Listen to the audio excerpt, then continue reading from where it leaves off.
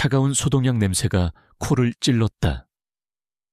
희미하게 들려오는 기계음과 복도를 오가는 사람들의 낮은 발소리만이 임서연의 세상 전부인 것 같았다. 그녀는 낡은 플라스틱 의자에 앉아 하얗게 질린 어머니의 얼굴을 하염없이 바라보고 있었다. 앙상하게 마른 손목 위로 링거 바늘이 위태롭게 꽂혀 있었고, 미약한 숨소리는 그녀의 심장을 조각내는 칼날처럼 날카롭게 파고들었다. 의사는 무표정한 얼굴로 말했다.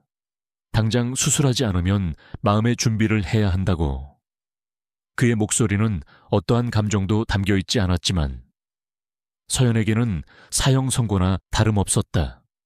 문제는 돈이었다. 언제나처럼. 지긋지긋하게 그녀의 발목을 잡는 것은 돈이었다. 수술비와 밀린 병원비를 합치면 500만 원이라는 22살의 미술학도에게는 천문학적인 액수였다. 지난 며칠간 서연은 지옥을 경험했다. 휴학계를 내고 온갖 아르바이트를 전전했지만 손에 쥐어지는 돈은 턱없이 부족했다. 은행의 문턱은 높았고 대출업체의 이자는 살인적이었다. 마지막 희망을 걸고 찾아갔던 친척들은 씁쓸한 미소와 함께 등을 돌렸다. 세상은 견고한 벽이었고 그녀는 그 앞에서 무력한 개인일 뿐이었다. 절망이 목 끝까지 차올랐을 때 그녀의 눈에 들어온 것이 있었다. 인터넷의 어두운 구석, 화려한 유혹의 언어로 포장된 은밀한 광고, 상위 1%를 위한 시크릿 에이전시. 심장이 철렁 내려앉았지만 그녀는 마우스를 클릭하는 손을 멈출 수 없었다. 그것이 유일한 동화줄처럼 느껴졌다. 상담은 비대면으로, 철저히 익명으로 이루어졌다. 목소리 변조 프로그램을 쓴 남자는 기계처럼 차갑게 조건을 읊었다. 서연의 사진과 신상 정보를 확인한 그는 상품 가치가 충분하다며 만족스러운 투로 말했다. 그가 제시한 금액은 정확히 500만 원. 어머니의 생명과 맞바꿀 수 있는 액수였다. 그리고 그 대가는 그녀의 모든 것이었다. 그녀가 지금까지 지켜온 순결, 자존심, 그리고 인간으로서의 존엄, 결정을 내린 순간 서연은 뜨거운 눈물조차 흘릴 수 없었다. 감정은 이미 마모되어 버석거리는 모래알만 남은 듯했다.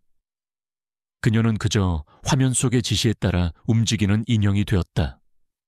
약속된 날짜, 약속된 시간. 남자는 검은색 원피스와 가면, 그리고 호텔 VVIP 스위트룸에 카드키가 담긴 작은 상자를 보내왔다. 절대 질문하지 말 것. 절대 얼굴을 보려 하지 말 것. 일이 끝나면 조용히 나올 것.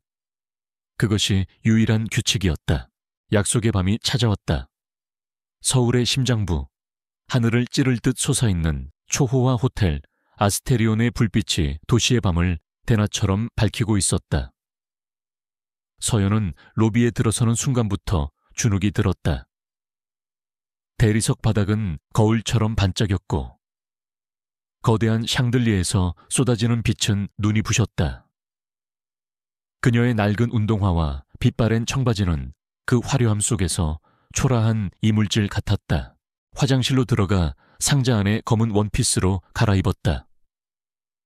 몸에 꼭 맞는 실크 원피스는 그녀의 가녀린 몸매를 여과 없이 드러냈다. 가면을 쓰자 익숙했던 자신의 얼굴이 사라지고 낯선 여인의 모습만이 거울 속에 남았다. 심장이 미친 듯이 뛰기 시작했다. 도망치고 싶었다. 하지만 뇌리에는 산소호흡기에 의지한 채 가쁜 숨을 몰아쉬는 어머니의 모습이 선명하게 떠올랐다. 그래, 이것은 엄마를 위한 일이다.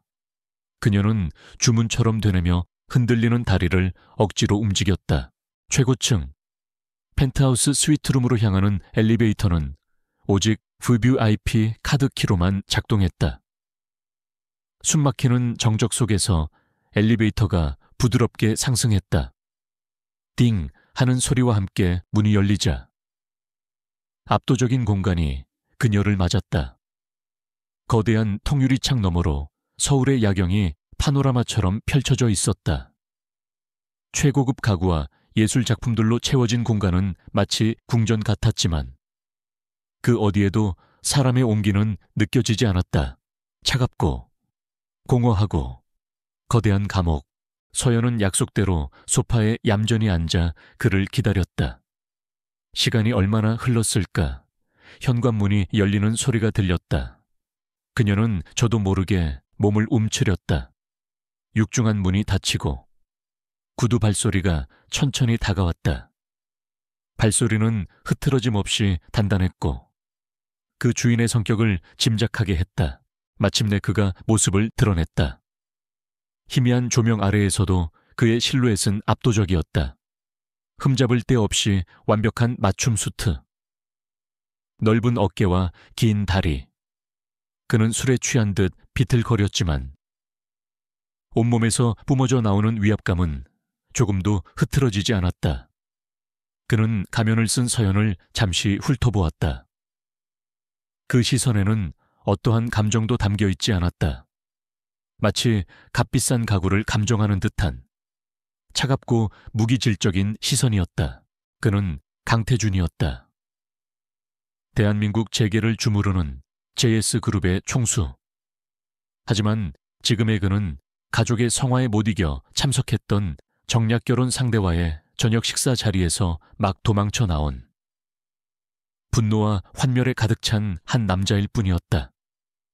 모든 것이 역겨웠다. 돈과 권력의 냄새를 풍기며 노골적으로 접근해오는 여자들. 사랑 없는 결혼을 강요하는 가족들. 숨막히는 자신의 위치까지도. 그래서 그는 처음으로 일탈을 감행했다. 익명의 에이전시를 통해 하룻밤 상대를 샀다. 감정도, 관계도, 책임도 없는 완벽한 거래. 인간적인 모든 것을 지워버리고 오직 원초적인 본능만으로 하룻밤을 보내고 싶었다. 이름은 그의 목소리는 술 기운이 섞여 있었지만 낮고 서늘했다. 서연은 입술을 달싹였지만 목소리가 나오지 않았다. 에이전시는 절대 신분을 밝히지 말라고 했다. 그녀가 침묵하자 그는 피식 웃었다. 그 웃음에는 경멸이 담겨 있었다. 됐어. 어차피 상관없으니까. 그는 넥타이를 거칠게 풀어던지고 소파에 몸을 기댔다. 값비싼 와인이 담긴 병을 기울여 잔을 채우고는 단숨에 들이켰다. 알코올과 값비싼 향수 냄새가 공기 중에 무겁게 퍼졌다. 서연은 숨조차 제대로 쉴 수 없었다. 그의 존재감은 공간 전체를 지배하고 있었다. 시간은 더디게 흘렀다. 그는 아무 말 없이 술만 마셨고 서연은 죽은 듯이 앉아 있었다. 이 기이한 침묵이 차라리 다행이라고 생각해야 할까 아니면 앞으로 닥쳐올 일을 기다리는 고문일까. 마침내 그가 자리에서 일어났다. 그는 서연에게 다가와 턱을 잡고 들어 올렸다. 가면 위로 드러난 그녀의 눈동자가 공포로 세차게 흔들렸다. 그 순간 그의 취한 눈빛이 아주 미세하게 흔들리는 것을 서연은 보았다. 그 깊이를 알 수 없는 눈동자 속에서 스쳐 지나간 것은 외로움이었을까? 혹은 자기 혐오였을까? 하지만 그것은 찰나의 순간일 뿐이었다. 그는 곧 다시 차가운 가면을 썼다. 가자. 그 한마디가 서연의 마지막 이성의 끈을 끊어버렸다. 그녀는 저항하지 않았다. 저항할 힘도, 이유도 없었다. 그녀는 그저 그의 손에 이끌려 침실로 향하는 무거운 문 안으로 발을 들였다. 그날 밤, 서연에게는 시간이 존재하지 않았다. 모든 감각이 마비되고 영혼이 육체에서 분리된 듯한 기분이었다. 그녀는 단지 어머니의 병실 천장을 그리고 의사의 무표정한 얼굴만을 떠올리려 애썼다. 이것은 거래다. 이것은 엄마를 살리기 위한 어쩔 수 없는 희생이다. 스스로를 세뇌하며 고통스러운 시간을 견뎌냈다. 남자의 숨소리, 그의 천, 그 모든 것이 비현실적으로 느껴졌다. 그에게서 어떠한 온기도, 다정함도 찾아볼 수 없었다.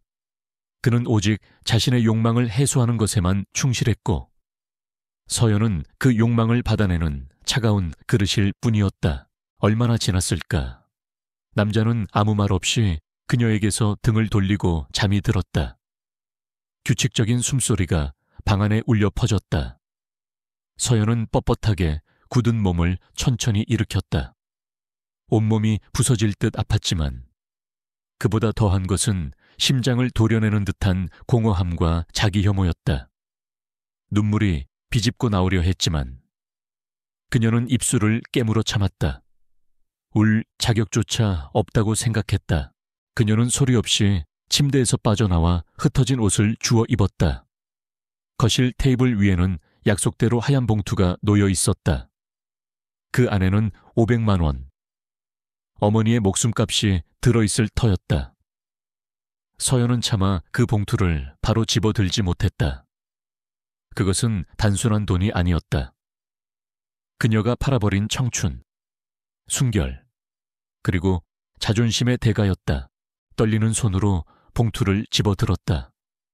묵직한 무게가 그녀의 영혼을 짓누르는 듯했다. 그녀는 마지막으로 남자가 잠들어 있는 침실 문을 돌아보았다. 그의 얼굴을 보지 못했다. 이름도, 나이도 아무것도 모른다. 앞으로도 영원히 모를 것이다. 그걸로 됐다. 이걸로 모든 것이 끝이다. 서연은 미련 없이 뒤돌아섰다. 유령처럼 조용히 스위트룸을 빠져나와 어둠 속으로 스며들었다. 화려한 호텔의 불빛이 새벽의 여명 속에서 서서히 빛을 잃어가고 있었다. 그녀의 손에 들린 돈 봉투는 차갑고 그녀의 마음보다 더 차가웠다. 그녀는 이제 어머니를 살릴 수 있게 되었다. 하지만 동시에 다시는 예전의 임서연으로 돌아갈 수 없게 되었다. 그날 밤 그녀는 소녀 시절의 자신과 영원히 작별했다.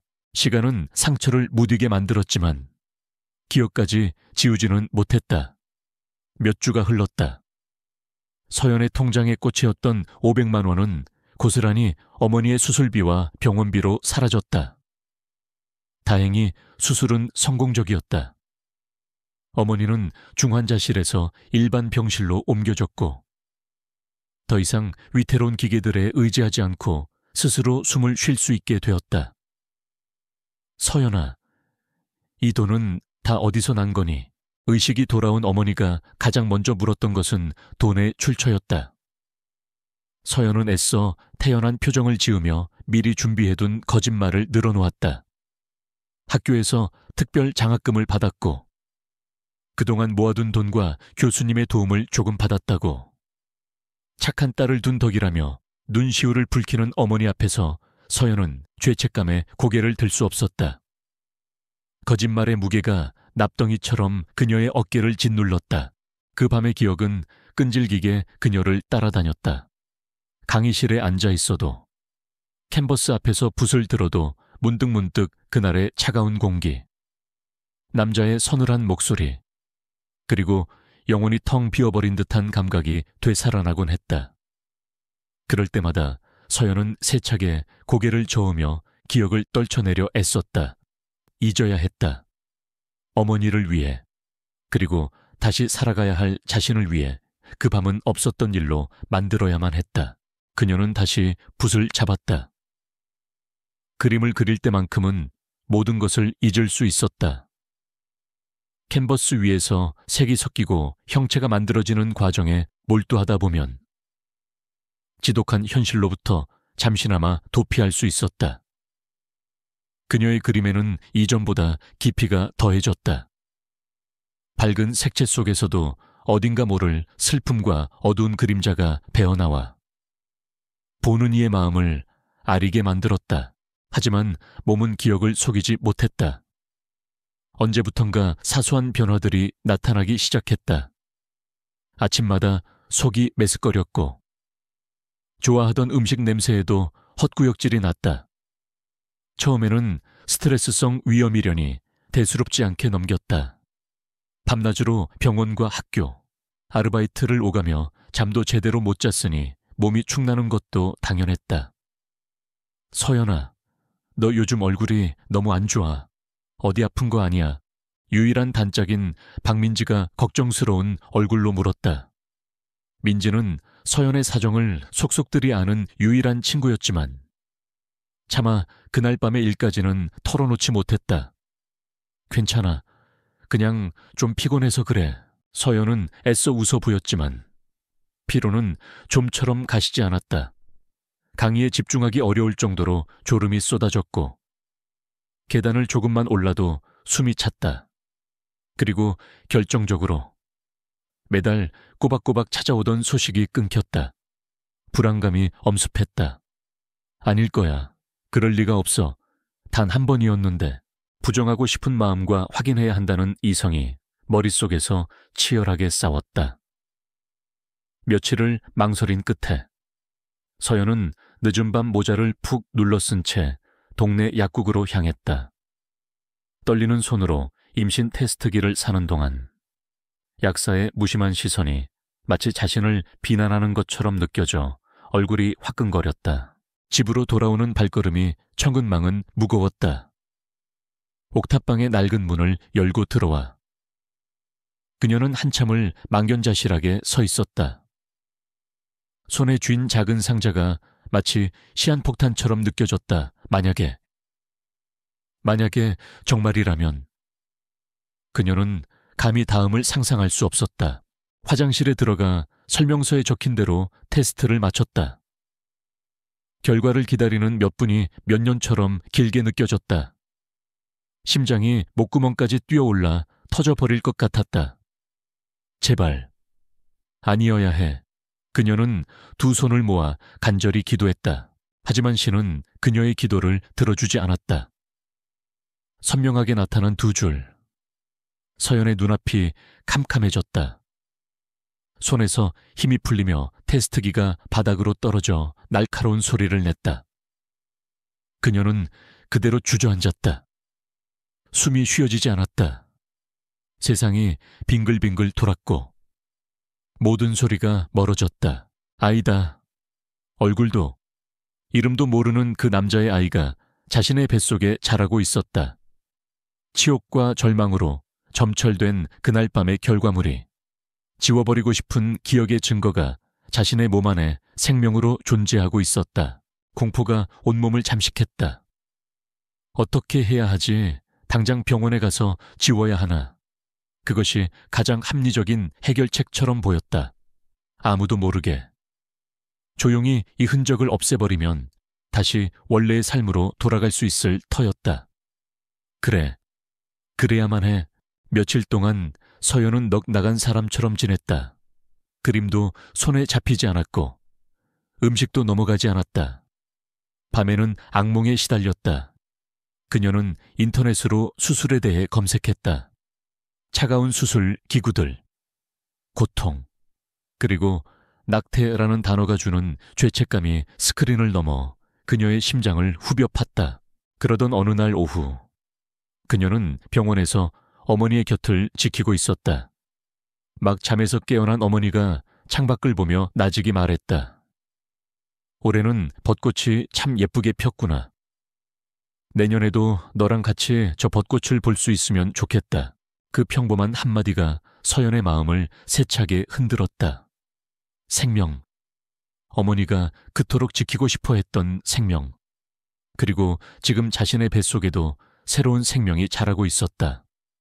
비록 그 시작은 끔찍했지만 이 아이는 아무런 죄가 없었다. 그저 세상에 태어나고 싶어하는 작고 연약한 존재일 뿐이었다. 그날 밤 옥탑방으로 돌아온 서연은 멍하니 자신의 배를 내려다보았다. 아직 아무런 변화도 없는 밋밋한 아랫배였다.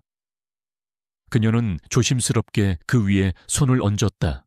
아무것도 느껴지지 않았지만 그곳에 자신과 연결된 또 다른 심장이 뛰고 있다고 생각하자 걷잡을 수 없는 감정이 밀려왔다. 이 아이를 지울 수 있을까? 차가운 수술대 위에서 이 작은 생명의 빛을 꺼버릴 수 있을까 하니 할 수 없었다. 어머니를 살리기 위해 자신의 모든 것을 버렸던 그녀였다. 그런데 어떻게 자신의 손으로 또 다른 생명을 해칠 수 있단 말인가? 그 순간 서연은 결심했다.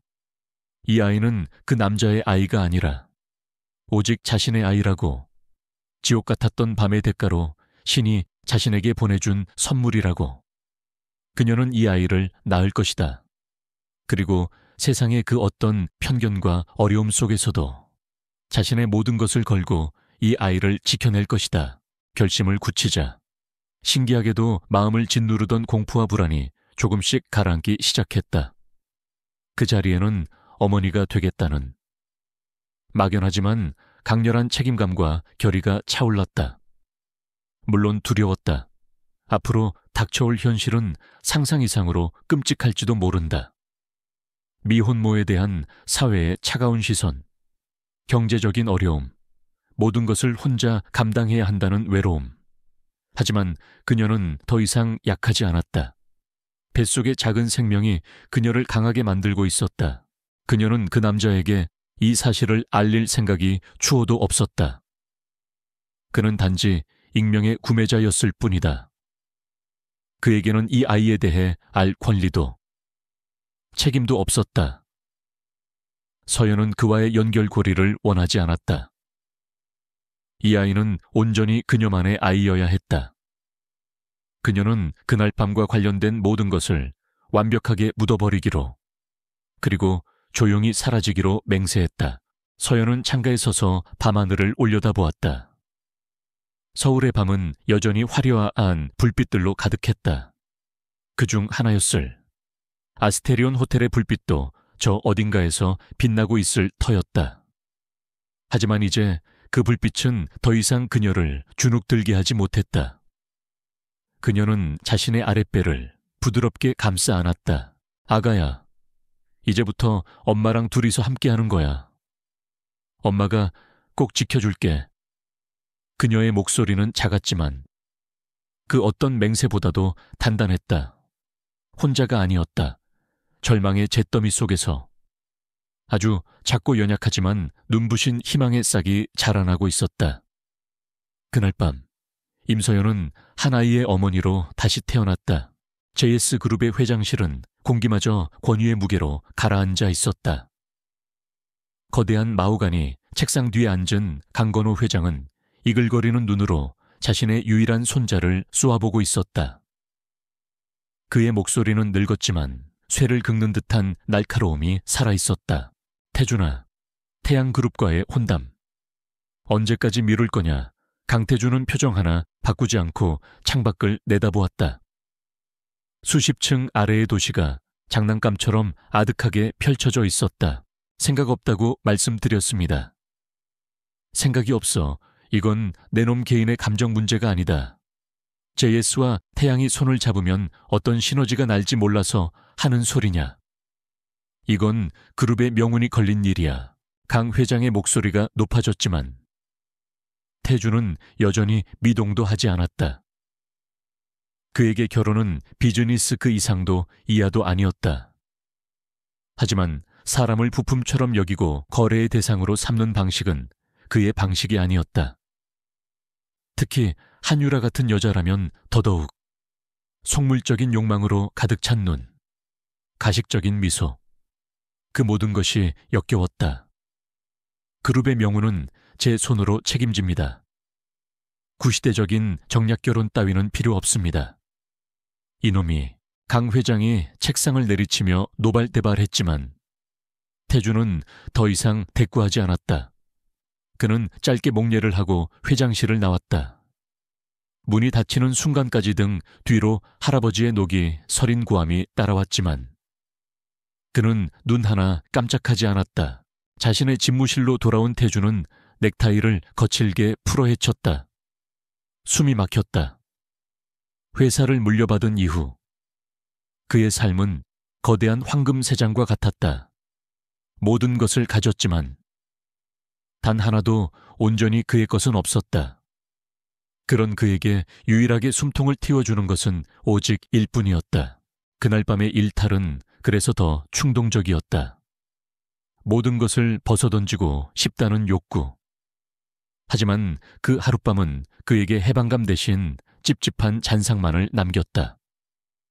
그는 그날 밤의 여자를 떠올려보려 애썼다. 가면을 쓰고 있어 얼굴은 보지 못했지만 공포에 질려 가늘게 떨던 눈동자와 솜털이 보송보송한 하얀 목덜미가 어렴풋이 기억날 뿐이었다. 그는 서랍을 열어 다른 넥타이핀을 찾았다.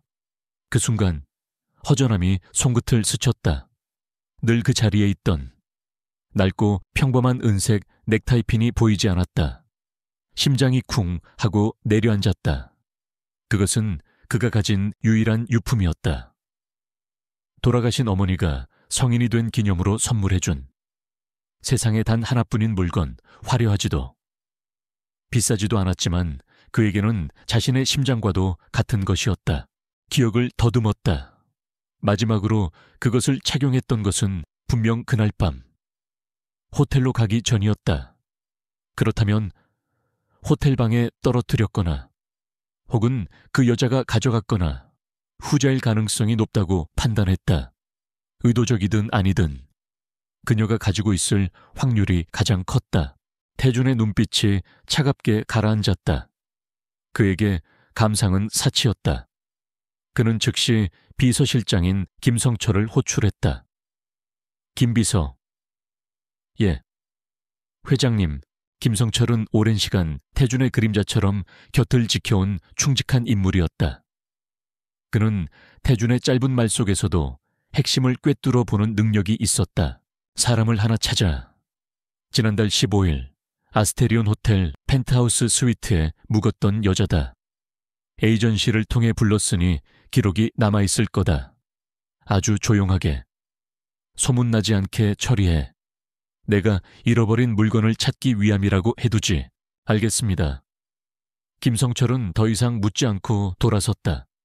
그의 등 뒤로 태준의 낮은 목소리가 덧붙여졌다.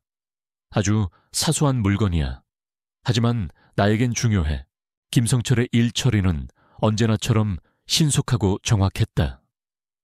그는 합법과 불법의 경계를 아슬아슬하게 넘나들며 JS그룹의 막강한 정보력을 이용했다. 은밀하게 운영되는 에이전시를 압박해 기록을 받아내는 것은 어려운 일이 아니었다. 그들은 처음에는 함구하려 했지만 JS그룹이라는 이름 앞에서는 무력했다. 서류에 적힌 이름은 임서연, 22살의 미대생. 김성철은 그녀의 뒷조사를 시작했다. 그리고 얼마 지나지 않아 그녀에 대한 모든 정보가 담긴 보고서가 태준의 책상 위에 올랐다.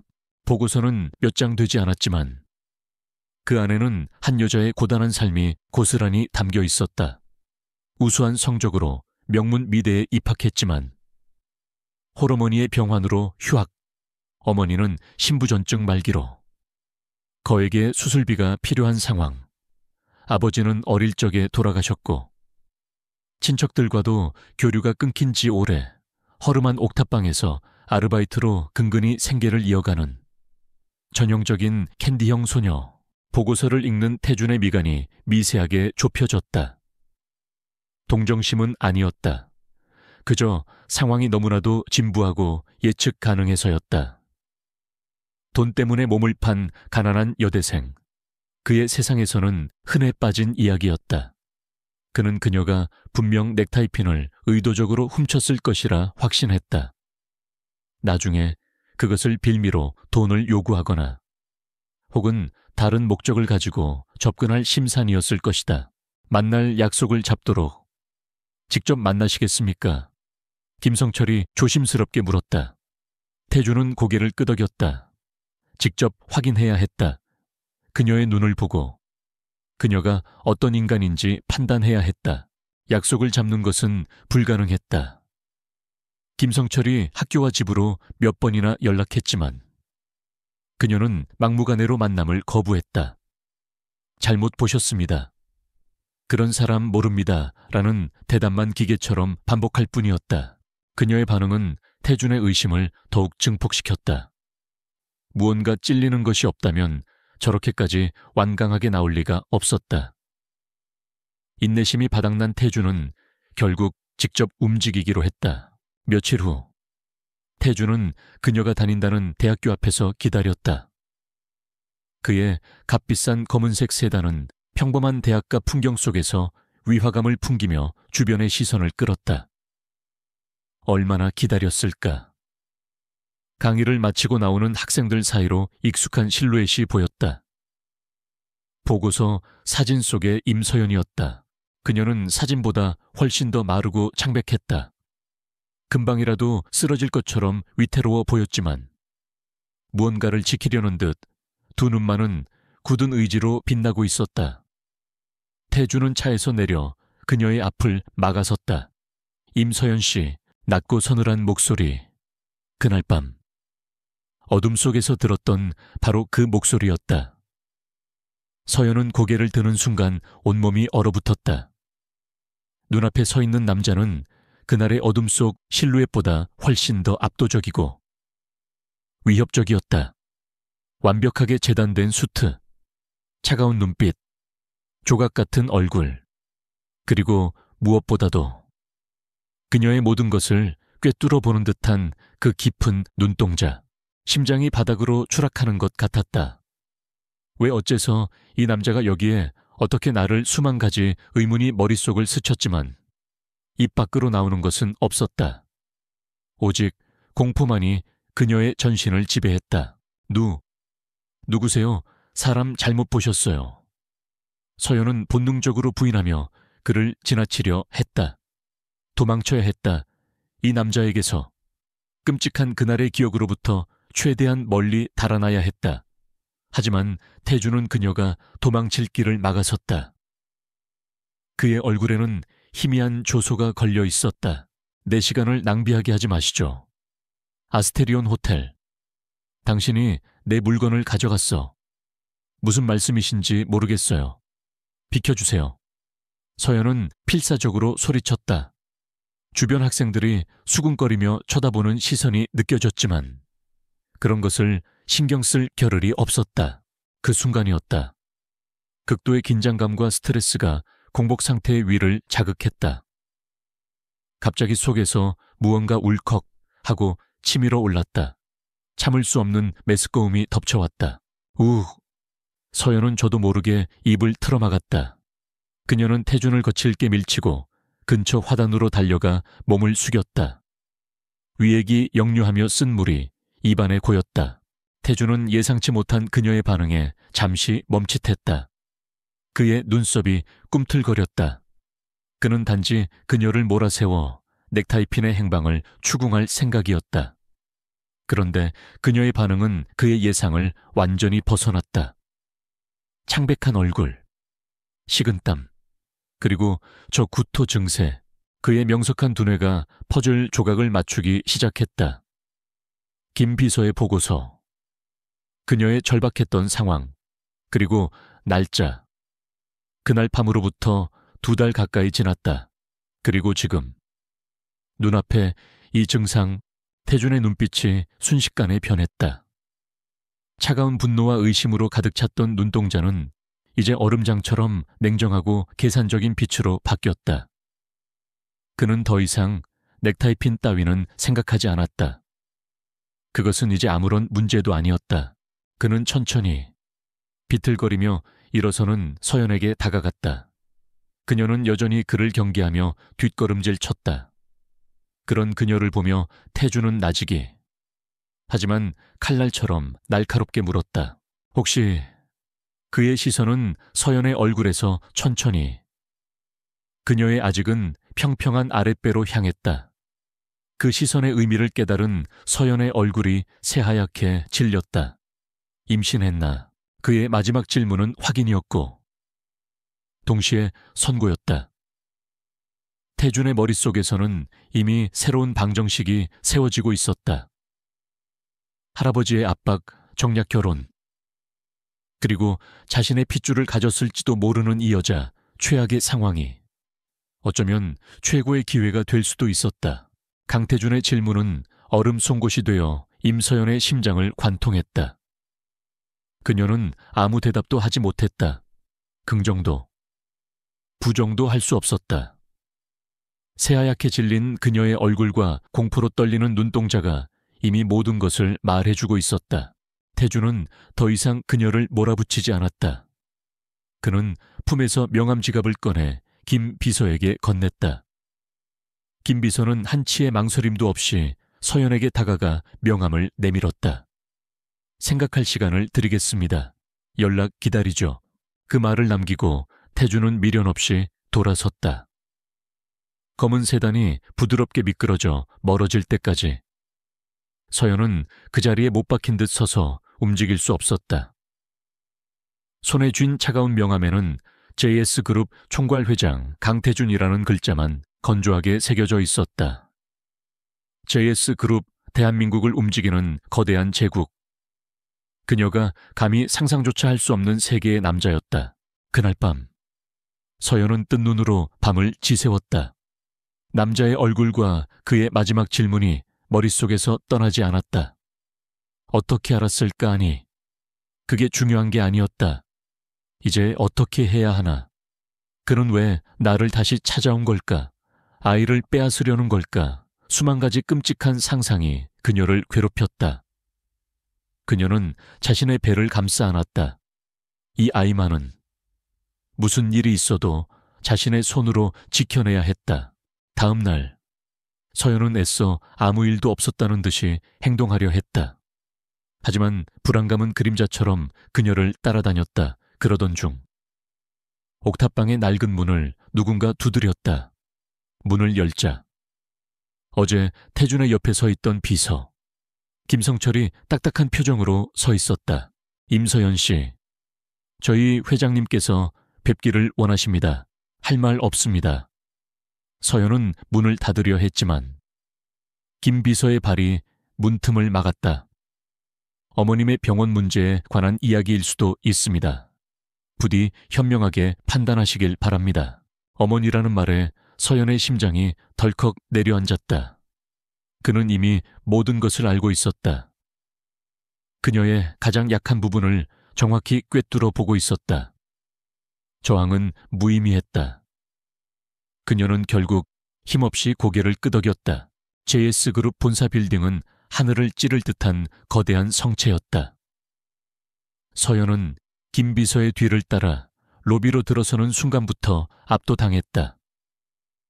모든 것이 거대하고 차갑고 비현실적이었다. 그녀는 이 거대한 기계 속으로 빨려 들어가는 작은 부품이 된 것 같았다. 최고층에 위치한 회장실은 그가 가진 권력의 크기를 보여주는 공간이었다. 방의 3면이 통유리로 되어 있어 서울 정영이 한눈에 들어왔다. 거대한 책상 뒤에 앉은 강태준은 도시의 군주처럼 보였다. 그는 서연이 들어와도 자리에서 일어나지 않았다. 대신 턱짓으로 앞에 의자를 가리켰다. 서연이 마지못해 자리에 앉자 그는 서류 한 뭉치를 그녀 앞으로 밀었다. 읽어보시죠. 서연은 떨리는 손으로 서류를 집어들었다. 맨 위에는 혼인계약서라는 글자가 굵은 글씨로 적혀 있었다. 뭐예요? 이게 말 그대로입니다. 나와 결혼해 줘야겠습니다. 태준의 목소리에는 어떤 감정도 실려 있지 않았다. 마치 날씨 이야기를 하듯 담담했다. 서연은 제 귀를 의심했다. 결혼 이 남자가 지금 무슨 말을 하는 거지? 나는 후계자가 필요합니다. 마침 당신이 내 아이를 가졌더군요. 그리고 나는 집안에서 강요하는 정략 결혼을 피해야 할 이유가 있습니다. 당신은 어머니의 막대한 병원비가 필요하고 우리의 이해관계가 완벽하게 일치하는 지점이죠. 그는 마치 기업 합병 조건을 설명하듯 냉정하게 말을 이어갔다. 계약서의 내용은 상세하고 잔인할 정도로 명확했다. 제1조갑 강태준과 을, 임서연은 법적으로 혼인관계를 맺는다. 제2조 을은 갑의 아이를 무사히 출산할 의무를 진다. 아이는 출생과 동시에 JS그룹의 유일한 후계자로서의 권리를 갖는다. 제3조 갑은 을의 모친에게 필요한 모든 의료적 지원을 무제한으로 제공한다. 세계 최고의 의료진을 포함하여 생명이 연장될 수 있는 모든 수단을 동원한다. 제4조 갑은 을에게 JS그룹 안주인에 걸맞은 품위유지비와 주거 환경을 제공한다.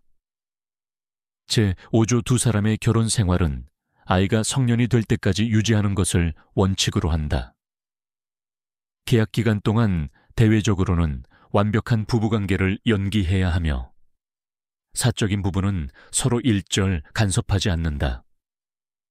제6조 계약 종료 후 이혼 시 갑은 을에게 상당한 액수의 위자료와 평생의 생활을 보장할 자산을 지급한다. 단 아이의 양육권은 전적으로 갑에게 귀속된다. 서연은 서류를 읽어 내려갈수록 피가 차갑게 식는 것을 느꼈다. 이것은 결혼이 아니었다. 아이를 낳기 위한 대리모 계약이자 그녀의 인생을 통째로 조당 잡는 노예 계약이었다. 특히 마지막 조항, 아이의 양육권을 빼앗아간다는 내용은 그녀의 가슴에 비수를 꽂았다. 싫어요. 그녀의 목소리는 작았지만 단호했다. 미쳤어요. 어떻게 자기 자식을 가지고 이런 거래를 할 수가 있어요. 이건 나의 아이예요. 당신 돈 같은 건 필요 없어요. 나 혼자서 얼마든지 키울 수 있습니다. 서연은 자리에서 벌떡 일어났다. 분노와 모멸감에 온몸이 떨렸다. 그녀는 이 숨막히는 공간에서 이 괴물 같은 남자에게서 벗어나고 싶었다. 그녀는 계약서를 테이블 위로 내던지고 돌아서려 했다. 하지만 태주는 그녀의 반응을 예상했다는 듯 여유로웠다. 그는 턱을 괜 채 차갑게 웃었다. 혼자서 당신 어머니는 당장 신장 이식이라도 받지 않으면 위독한 상태일 텐데. 당신이 하는 시간제 아르바이트 몇 개로 그 수술비를 감당할 수 있다고 생각합니까? 아이가 태어나면 분유값, 기저귀 값은 하늘에서 떨어집지. 이 아이가 평생 가난한 미혼모의 자식이라는 꼬리표를 달고 살아가길 바라는 겁니까? 임서연 씨, 그의 말은 날카로운 칼이 되어 그녀의 심장을 난도질했다. 그녀가 가장 두려워하고 외면하고 싶었던 현실을 그는 정확하게 찔러왔다.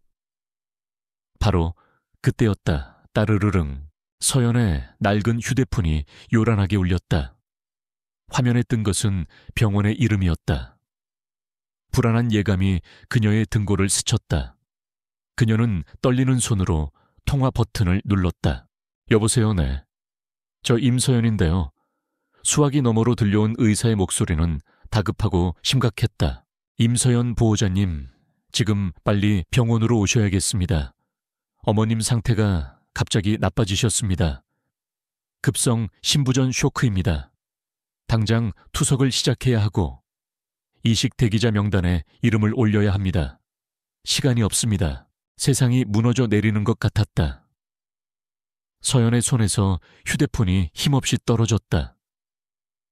눈앞이 아찔해지며 몸이 휘청거렸다. 엄마가 그녀의 얼굴에서 핏기가 완전히 가셨다. 그 모습을 지켜보던 태주는 마치 이 모든 것을 연출한 사람처럼 타이밍 좋게 입을 열었다. 그의 목소리는 여전히 냉정했지만 거부할 수 없는 악마의 속삭임처럼 달콤했다. 지금 이 계약서에 사인하면 10분 안에 당신 어머니의 병실은 이 나라 최고의 신장 전문의들로 채워질 겁니다. 당장 이식 가능한 신장을 찾아내고 수술에 필요한 모든 비용은 내가 지불하죠. 당신 어머니는 살 수 있습니다. 그는 펜을 들어 서연의 앞으로 밀었다. 선택은 당신 몫입니다. 임서연 씨, 당신의 자존심입니까? 아니면 어머니의 목숨입니까? 서연은 무너져 내렸다. 그녀의 눈에서 뜨거운 눈물이 뺨을 타고 흘러내렸다. 선택의 여지는 없었다. 처음부터 이것은 공정한 게임이 아니었다. 그는 그녀의 모든 것을 손에 쥔 채 그녀의 목에 칼을 들이밀고 있었다. 자존심 그런 것은 이미 그날 밤 호텔에서 버린 지 오래였다. 그녀에게 남은 것은 오직 어머니와 뱃속의 아이뿐이었다. 그녀는 비틀거리며 책상으로 다가갔다. 떨리는 손으로 펜을 집었다. 펜 끝이 종이에 닿는 순간 그녀는 자신의 영혼을 파는 기분이 들었다. 그녀는 눈을 질끈 감았다. 어머니의 얼굴, 그리고 아직 태어나지 않은 아이의 얼굴이 떠올랐다. 서연은 흐르는 눈물을 닦지도 않은 채 계약서의 가장 아래 을의 서명란에 자신의 이름을 적어 내려갔다. 임서연 세 글자를 쓰는 동안 그녀의 지난 22해의 인생이 함께 묻혀버리는 것 같았다. 사인이 끝나자마자 태주는 만족스러운 얼굴로 계약서를 집어들었다. 그는 곧바로 김비서에게 전화를 걸었다. 김비서, 지금 바로 병원비를 처리해. 세상에서 가장 유능한 의사들로 팀을 꾸려서 어머니 수술 준비하도록. 오늘 밤 안에 모든 걸 끝내. 명령은 간결하고 신속했다. 서연은 텅 빈 눈으로 그 모습을 바라보았다. 거래는 성립되었다. 그녀는 어머니의 목숨을 구했다. 그리고 자신의 인생과 아이의 미래를 저 악마의 손에 넘겨버렸다. 계약서에 잉크가 마르기도 전에 임서연의 삶은 송두리째 바뀌었다. 다음 날 아침, 김비서는 그녀의 옥탑방으로 이삿짐센터 직원들과 함께 찾아왔다. 그녀의 보잘것없는 짐은 채 몇 개 되지도 않는 상자에 모두 담겼고 거대한 이사트럭의 한 구석을 초라하게 채웠다. 차가 향한 곳은 서울의 부촌 중에서도 가장 은밀하고 폐쇄적인 평창동이었다. 높은 담장과 무성한 나무들 사이로 거대한 저택들이 성처럼 들어앉아 있는 곳. 강태준의 집은 그 중에서도 가장 웅장하고 위압적인 규모를 자랑했다. 현대적인 디자인의 거대한 석조 건물은 집이라기보다는 잘 지어진 요새나 미술관에 가까웠다. 현관문이 열리자 정갈한 유니폼을 입은 사용인들이 일렬로 서서 고개를 숙였다. 그들의 중심에는 중년의 집사, 오 여사가 서 있었다. 그녀는 감정 없는 표정으로 서연을 맞았다. 오셨습니까? 사모님, 집안일은 제가 총괄하고 있으니 불편한 점이 있으시면 언제든 말씀하십시오. 사모님이라는 낯선 호칭이 비수처럼 서연의 귀에 박혔다. 모든 것이 연극이었다. 그녀는 이 거대한 무대 위에서 강태준의 아내라는 역할을 연기해야 하는 배우일 뿐이었다. 오 여사는 서연을 그녀가 머물 방으로 안내했다. 그녀의 방은 웬만한 아파트 한 채 크기의 스위트룸이었다. 최고급 가구와 그림들로 장식되어 있었지만 그 어디에도 사람 사는 온기는 느껴지지 않았다. 모든 것이 완벽하게 정돈되어 있고 차갑고 무기질적이었다. 마치 최고급 호텔방 같았다. 창밖으로는 생명력 없이 완벽하게 관리된 정원이 보였다. 아름다웠지만 동시에 숨이 막혔다. 이곳은 황금으로 만들어진 감옥이었다. 그날 저녁, 서연은 처음으로 강 회장과 함께 저녁 식사를 했다.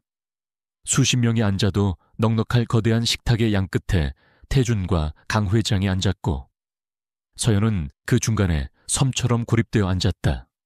식사 내내 살얼음판 같은 침묵이 흘렀다.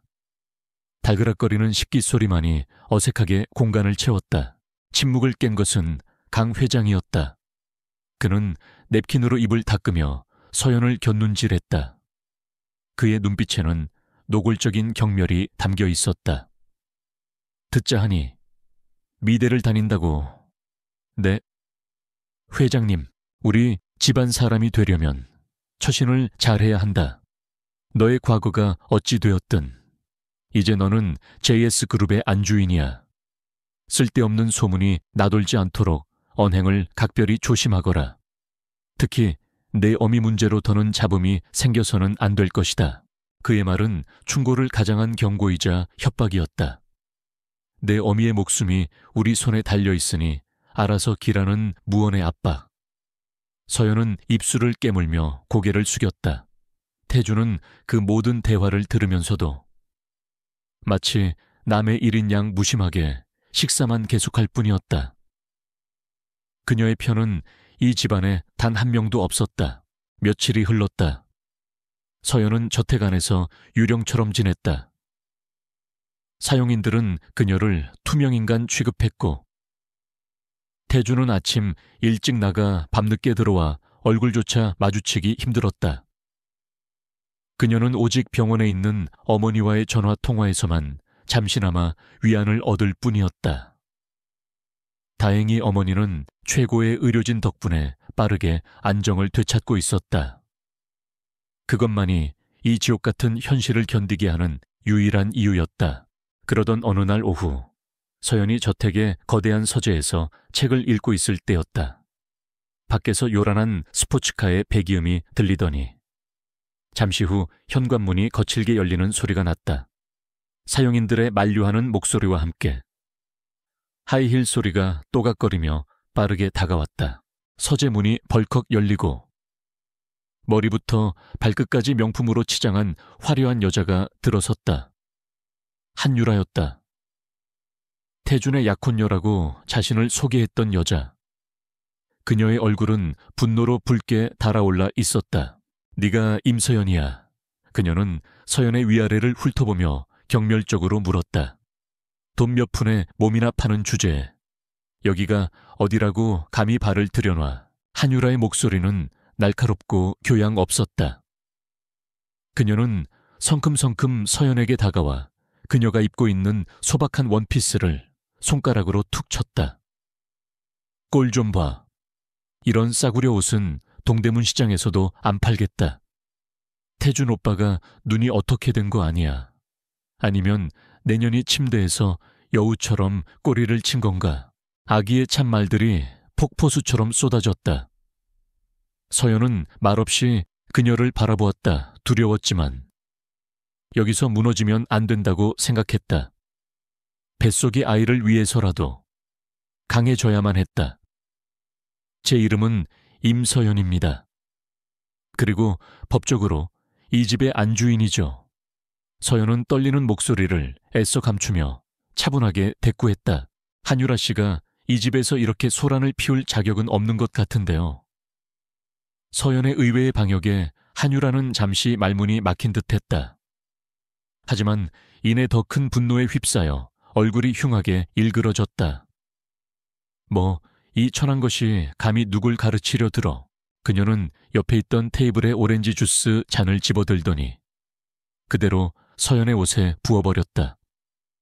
주황색 액체가 하얀 원피스 위로 끔찍한 얼룩을 남겼다. 어머, 미안해서 어쩌나. 손이 미끄러졌네. 하지만 뭐 어차피 걸레 같은 옷이니 버리면 그만이겠지.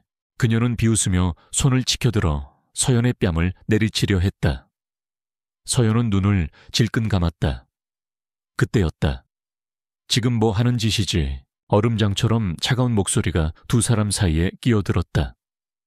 언제 들어왔는지. 강태준이 서재 입구에 서 있었다. 그의 얼굴은 무표정했지만 두 눈은 분노로 이글거리고 있었다. 그는 방금 일어난 모든 상황을 목격한 듯했다. 태준 오빠. 한유라는 당황하며 황급히 손을 내렸다. 그녀는 금세 피해자인 척 표정을 바꾸며 태준에게 달려가 팔에 매달렸다. 오빠. 이 여자가 나한테. 하지만 태준은 그녀의 팔을 차갑게 뿌리쳤다. 그의 시선은 한유라를 지나쳐 오렌지 주스로 흠뻑 젖은 채 묵묵히 서 있는 서연에게 잠시 머물렀다. 그는 그녀가 울거나 혹은 자신에게 억울함을 호소할 것이라 예상했다. 하지만 서연은 아무 말 없이 그저 굳은 표정으로 서 있을 뿐이었다. 그 모습에 태준의 눈빛이 미세하게 흔들렸다. 그는 다시 한율에게로 시선을 돌렸다. 그의 목소리는 분노를 억누른 듯 낮고 위험했다. 누가 함부로 내 집에 들어와 소란을 피우라고 했지, 오빠. 그게 아니라 이 여자가 나가. 뭐 당장 내 집에서 나가. 그리고 내 허락 없이는 다시는 찾아올 생각하지 마. 태준의 목소리에는 거역할 수 없는 권위가 실려 있었다. 한유라의 얼굴은 충격과 모욕감으로 하얗게 질렸다. 그녀는 서연을 죽일 듯이 노려보더니 분을 이기지 못하고 울음을 터뜨리며 서재를 뛰쳐나갔다. 요란한 자동차 소리가 멀어지고 서재에는 다시 정적이 찾아왔다. 태준은 서연에게로 다가섰다.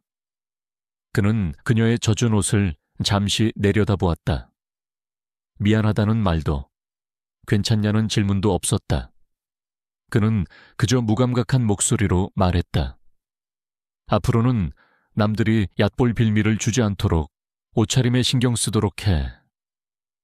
여사에게 스타일리스트를 붙여주라고 말해두지. 그의 말은 여전히 차가웠다. 그는 그녀를 걱정한 것이 아니었다. 단지 자신의 소유물에 흠집이 난 것을 불쾌하게 여겼을 뿐이다. 그는 서연을 자신의 아내라는 자리에 어울리는 마네킹으로 만들고 싶어 했다. 태준은 그대로 돌아서 서재를 나갔다. 혼자 남겨진 서연은 그 자리에 우두커니 서 있었다. 차가운 주스 액체가 몸의 온기를 빼앗아가는 것 같았다. 그녀는 방금 전 한유라 앞에서는 보이지 않았던 눈물을 조용히 흘렸다. 이곳은 전쟁터였다. 그리고 그녀는 갑옷도, 무기도 없이 이 전쟁터에 내던져졌다. 그녀가 기댈 곳은 오직 자기 자신과 뱃속에 작은 생명뿐이었다. 강태준의 지시에 따라 다음 날 아침, 최고급 살롱의 스타일리스트 팀이 저택으로 들이닥쳤다. 그들은 임서연을 머리부터 발끝까지 바꾸어 놓았다. 촌스러운 단발머리는 세련된 웨이브로 바뀌었고 창백한 얼굴에는 생기를 불어넣는 고급스러운 화장이 입혀졌다. 옷장에는 그녀가 평생 만져볼 일도 없었을 명품 브랜드의 우아한 인부복들이 가득 채워졌다. 거울 앞에 선 서연은 자신의 모습이 낯설었다. 완벽하게 꾸며진 외모는 JS그룹의 안주인이라는 역할에 꼭 들어맞았지만 그녀는 마치 잘 만들어진 인형이 된 기분이었다. 진짜 자신은 이 화려한 껍데기 속에 갇혀버린 듯했다. 하지만 그녀의 변화는 강태준의 시선을 끌기 시작했다. 그는 무심한 척했지만 자꾸만 그녀를 관찰하고 있는 자신을 발견했다.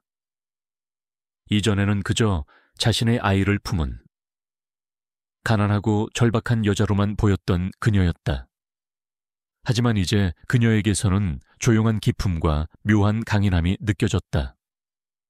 특히 강 회장의 가시 돋친 말을 들을 때나 사용인들의 보이지 않는 멸시를 견뎌낼 때 그녀는 결코 위축되거나 비굴해지지 않았다.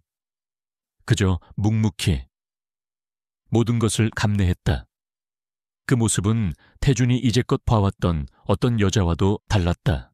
어느 날 저녁, 태준은 평소보다 조금 일찍 퇴근했다. 서재로 향하던 그는 정원에서 들려오는 서연의 목소리에 발걸음을 멈췄다. 그녀는 벤치에 앉아 누군가와 통화를 하고 있었다. 응, 엄마. 나 잘 지내.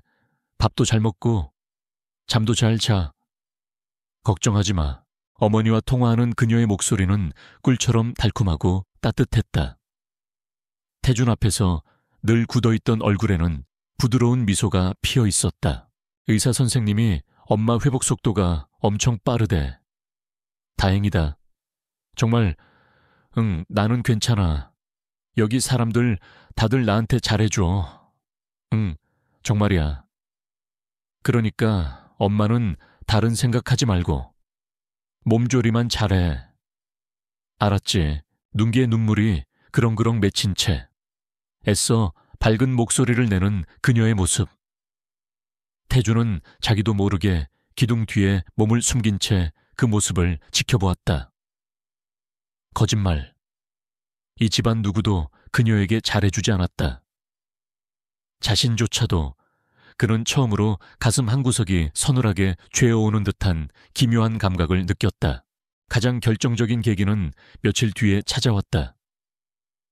태준은 서재에서 찾을 서류가 있어 들렀다가 소파 위에 놓인 낡은 스케치북 하나를 발견했다. 그녀의 것이 분명했다. 호기심에. 혹은 무언가에 이끌린 듯 그는 스케치북을 집어들었다. 첫 장을 넘기는 순간 그는 숨을 멈췄다. 그곳에는 한 편의 흑백 영화 같은 그녀의 삶이 고스란히 담겨 있었다. 병상에 누워 희미하게 미소 짓는 어머니의 얼굴, 날카로운 주사 바늘과 차가운 링거병, 어두운 옥탑방 창문으로 스며드는 한 줌의 햇살, 그리고 추상적으로 표현된 깊이를 알 수 없는 절망과 공포, 슬픔의 이미지들, 그림들은 기술적으로 완벽했을 뿐만 아니라 보는 사람의 심장을 저미는 듯한 처절한 감정을 담고 있었다. 페이지를 넘길수록 그림의 분위기는 조금씩 바뀌었다. 작고 동그란 씨앗, 엄마의 손을 잡은 아기의 조그만 손, 세상을 향해 막 날갯짓을 시작하려는 아기 새의 모습, 아이를 가진 후 그녀가 느꼈을 희망과 사랑이 섬세한 필치로 그려져 있었다. 그리고 마지막 장, 그곳에는 미완성된 그림 한 장이 있었다. 어둡고 거대한 방. 그리고 그 안에 홀로 서 있는 한 남자의 뒷모습. 얼굴은 그려져 있지 않았지만 태주는 그것이 자신이라는 것을 직감적으로 알 수 있었다. 그림 속 남자의 등은 지독하게 외롭고 고독해 보였다. 태주는 스케치북을 덮었다.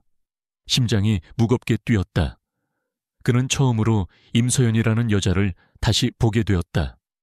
그녀는 단지 아이를 가진 도구가 아니었다.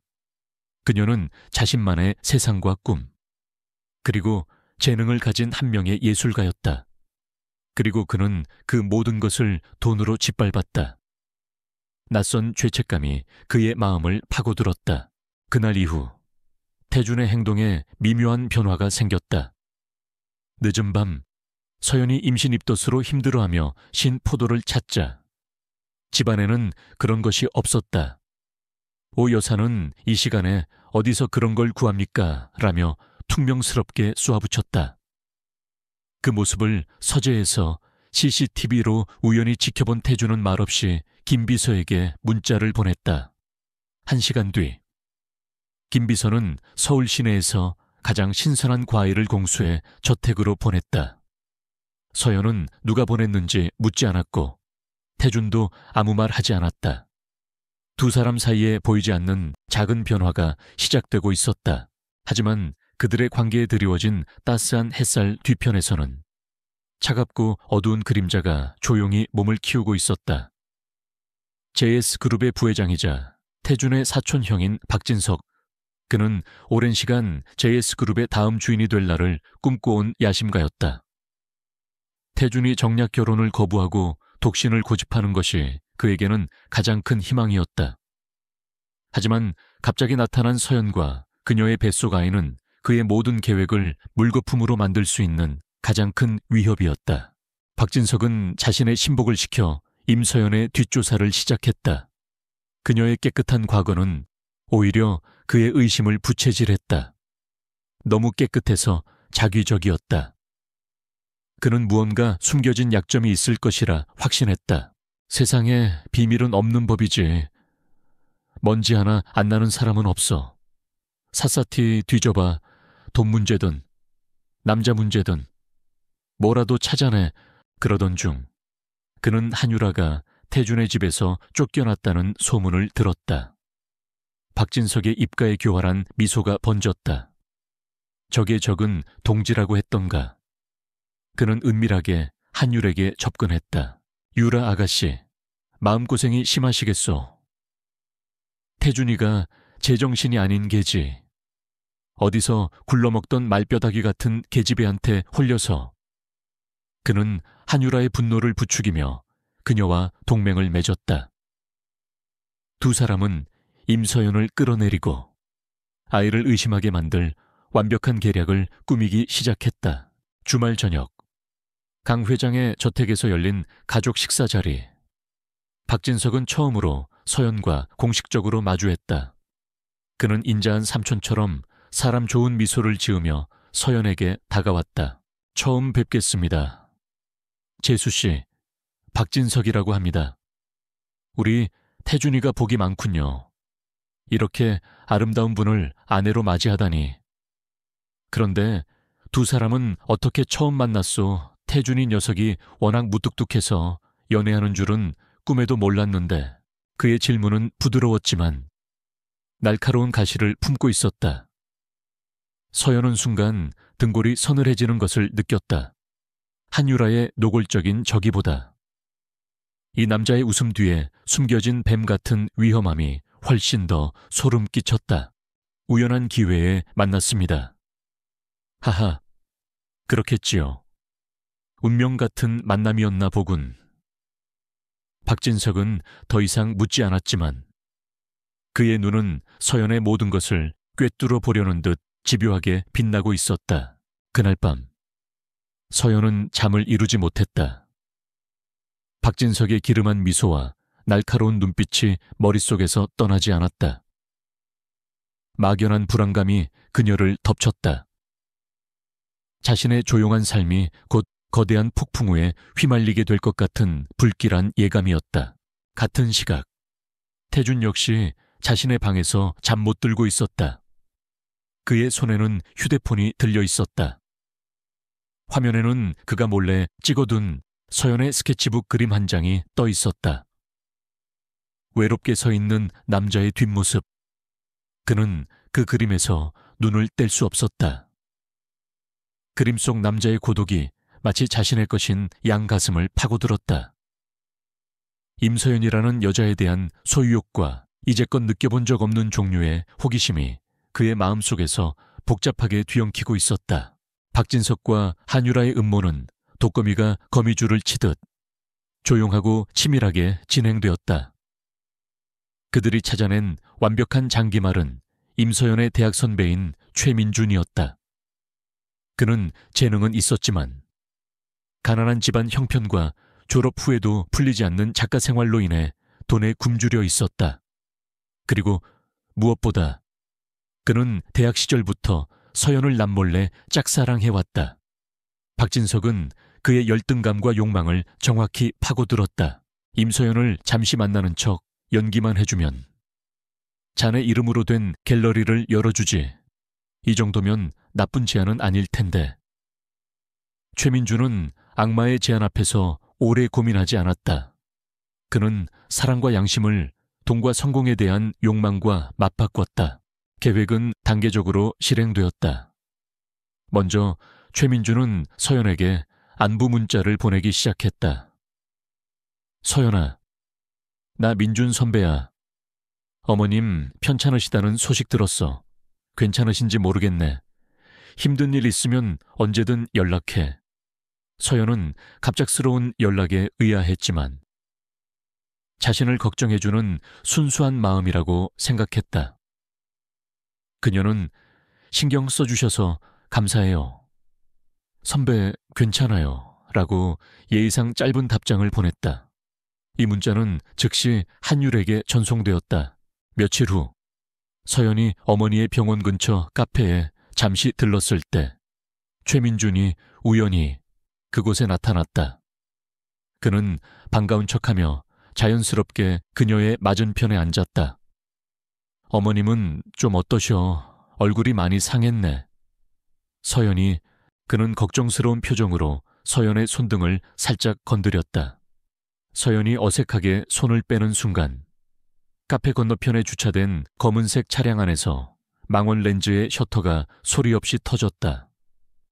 사진은 누가 보아도 연인이 밀회를 즐기는 것처럼 보이도록 교묘한 각도에서 촬영되었다. 마지막으로 박진석은 그의 권력을 이용해 증거를 조작했다. 금융 전문가를 동원하여 최민준이 서연의 계좌로 거액의 돈을 송금한 것처럼 보이는 가짜 거래 내역서를 만들었다. 서연이 강태준을 만나기 훨씬 이전부터 마치 그녀가 최민준의 스폰을 받아온 것처럼 보이게 만들었다. 심지어 정체불명의 연구소에서 발급된 뱃속 아이의 유전자가 강태준과 불일치한다는 가짜 유전자 검사 결과서까지 준비했다. 모든 준비는 완벽했다. 그리고 마침내 폭탄이 터졌다. 한 인터넷 연애 매체의 홈페이지에 자극적인 제목의 기사가 대서특필되었다. 단독 JS그룹 신데렐라의 두 얼굴 충격적인 혼전 연애와 아이의 친부 논란 기사에는 카페에서 찍힌 사진들과 함께 그녀가 오랫동안 다른 남자의 경제적 지원을 받아왔다는 암시, 그리고 뱃속 아이가 강태준의 친자가 아닐 수도 있다는 의혹이 적나라하게 담겨 있었다. 기사는 순식간에 모든 포털 사이트에 메인을 장식했고 SNS를 통해 걷잡을 수 없이 퍼져나갔다.